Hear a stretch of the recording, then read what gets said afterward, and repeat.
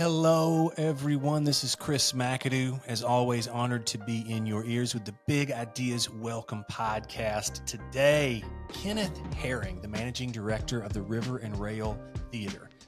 Kenneth grew up in Oak Ridge, just 25 miles from downtown Knoxville, otherwise known as the Maker City.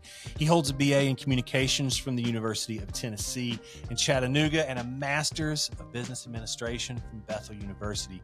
He's got a bit of a non-traditional theater background, having spent almost a decade working in information technology and sales. He's a former member of the Hammer Ensemble, which performed at Knoxville's Flying Anvil Theater.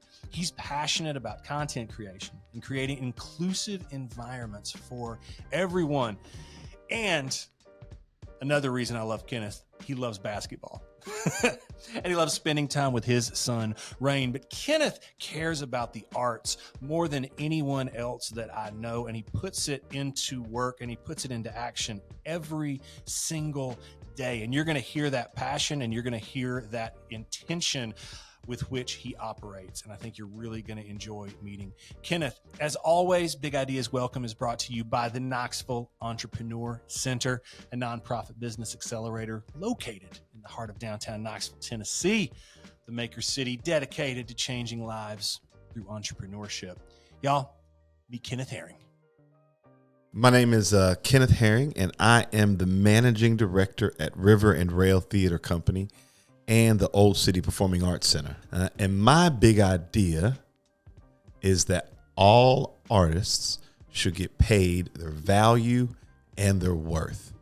And I say that in knowing that words matter. Sometimes those words get used interchangeably, and sometimes on social media you'll see memes or you'll see different posts about artist and value versus worth. And I want artists to get both.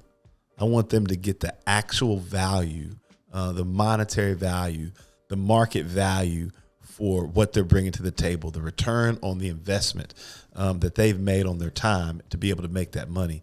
And then I also want them to be able to understand how to negotiate their worth. Worth is different for everyone, right? And so to me, having a young son, it's worth it to me to work in an environment and to make sacrifices where I can take the time that I need to be with him. Now, that doesn't have anything to do with my salary, right? You got to pay me my salary because the market rate says this is what my salary is, right? And so that's a completely different conversation than, hey, I'm Kenneth, and I think that I have these unique skills and talents that I'm bringing to the table, and my worth indicates that I don't have to be in the office during all these hours. I don't have to come in and sit in a desk in a cubicle for 40 hours per week. I can use my ingenuity, my creativity in order to get my job done the way that I see fit in a time frame that works for my business and works for me, and also allows me to spend time with my son. You know, the value is that's the monetary reward. That's non-negotiable. The cost is the cost. And yesterday's price is not today's price. So you have to understand that. And then the worth is whatever you can negotiate that improves your overall quality of life on top of the actual monetary gain. When you look at what an artist can do is, number one, the very moment that you have a question that you don't want to ask and because it makes you uncomfortable, that's the question that you have to ask. Like, that's the one that you're like, I don't want this is, you have to ask it. Go ahead and lean into the discomfort, into the uncomfortability of that question, because what you're feeling and what your body is telling you is, man, if I can get the answer to this question, I can know a lot more.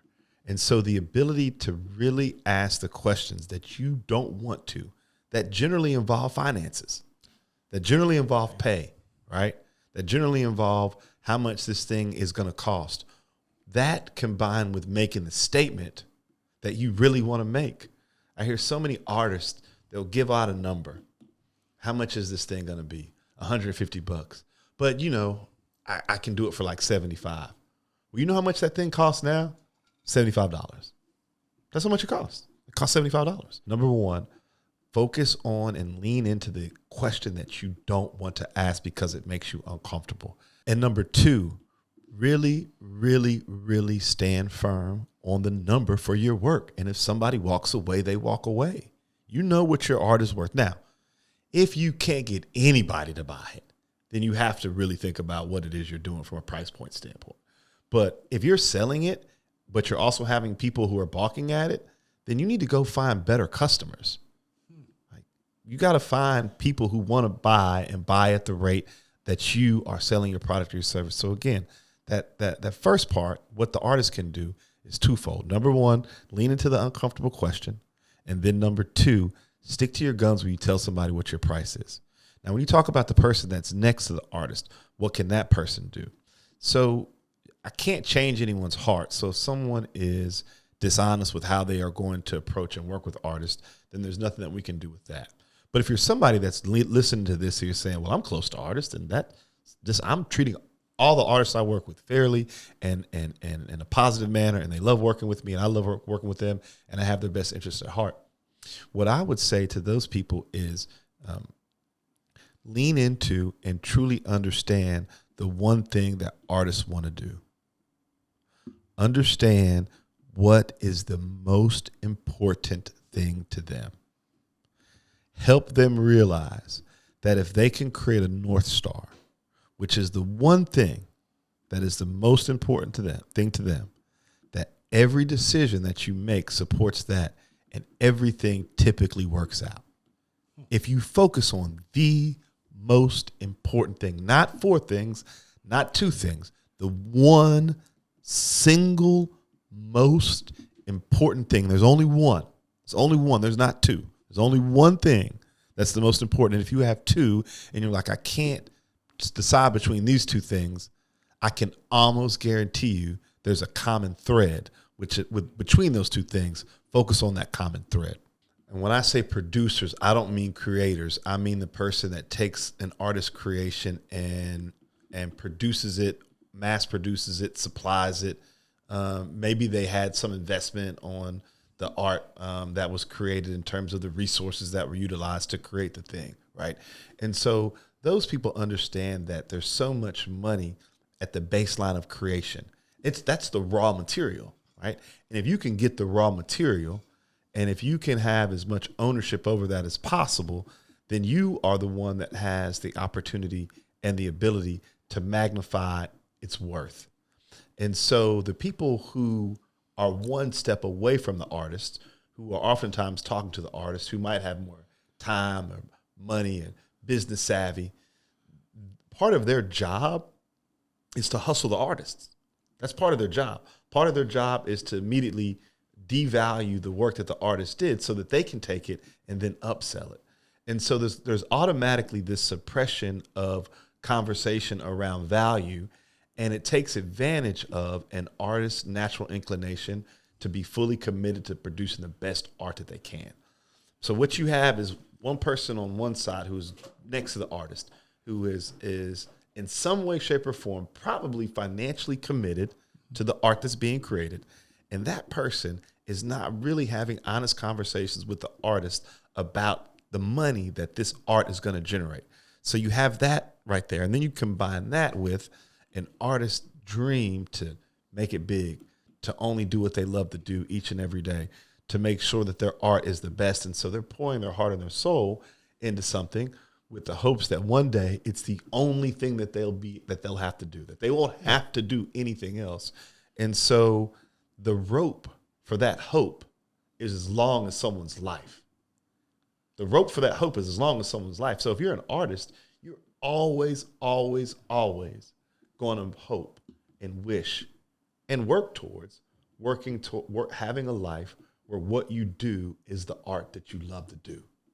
And so so you've got those two forces that are really working against artists, which discourage them from having open and honest conversations about the value of what they're creating. Part of it, again, is an intentional campaign by people who have money, who are next to the artists. And then the other part is and that plays on an artist's natural inclination to just want to produce the great art that they can and take what they can just to live. Getting back in a theater or becoming an actor and being able to manage a theater company, the acting part, like you said, was something that I wanted to do when I was 5 or 6 years old. I've always wanted to be an actor. It has given me a true passion and excitement for helping artists get paid. Like that is what I want to do now. My goal in life, and what I'm working towards right now, is the creation of an organization or even multiple organizations that are specifically geared for to negotiate contracts for artists, licensing, copyright of a local artist's song being on the soundtrack for a movie. Think of a painter's work being shown in a music video. Those types of third-party deals that can generate significant revenue for an artist. I want to be able to take the things that I learned in my sales career, in my business career, before getting into the arts, and use that to help artists have conversations that they wouldn't normally have had, achieve things that they wouldn't normally have achieved, think about things in a different way, so that I can go to the negotiation table with them and a business and say, no, this is what this person is going to bring to the table, and this is what you need to pay this person. I hope you are enjoying this new format of season 2 of Big Ideas Welcome as much as I am, where you get to meet and hear from brilliant creators, scientists, strategists, actors, and leaders like Kenneth Herring. Y'all, Chris McAdoo here, and I'm just honored I'm always honored to be in your ears. And I also want to let you know to visit bigideaswelcome.com, where we have a little bit of extra goodness with Kenneth in from our YouTube channel that we continue to grow every day. So thank you for everyone that is listening, everyone that has sent a kind note, and everyone that has a big idea themselves. If you've got one, if you want to share with me, if you want to share with the world, hit me up. hello@bigideaswelcome.com. Thanks as always to the Knoxville Entrepreneur Center. Thanks again to Kenneth. Y'all hit up riverandrailtheater.com. Learn more. Hit up bigideaswelcome.com to see bonus content. Let's get to work.